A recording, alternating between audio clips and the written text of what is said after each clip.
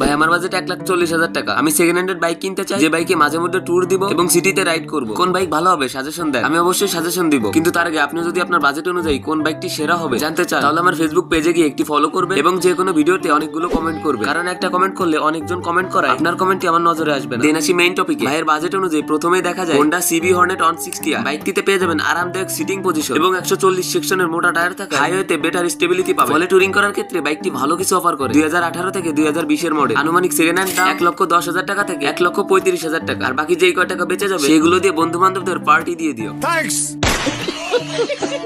Number 2, Suzuki Gixxer monotone 150 dual disc. বাইকটিতে পেয়ে যাবেন নেকেড স্পোর্টি লুক, সিটিতে দারুণ কন্ট্রোল এন্ড হাইওয়েতে ভালো পারফরম্যান্স। ফলে বাইকটি টুরিং এর জন্য বেস্ট হবে। বাইকটি 2017 থেকে 2019 সালের মডেল পেয়ে যাবে 1,25,000 থেকে 1,40,000 টাকার ভেতর। Number 3, Bajaj Pulsar 150। বাইকটাকে নিয়ে আর কি বলবো, সবাই জানে এটি একটি অলরাউন্ডার বাইক। যদি আপনি সাথে একজন নিয়ে টুরিং করতে চান তাহলে অনেক সুন্দর রাইডিং এক্সপিরিয়েন্স পাবে। বাইকটি 2019 থেকে 2022 এর মডেল পেয়ে যাবেন 1,15,000 টাকা থেকে 1,40,000 টাকার ভেতর। আজকে দেখলাম এই ভাইটি অনেকগুলো কমেন্ট করেছে এবং বলেছেন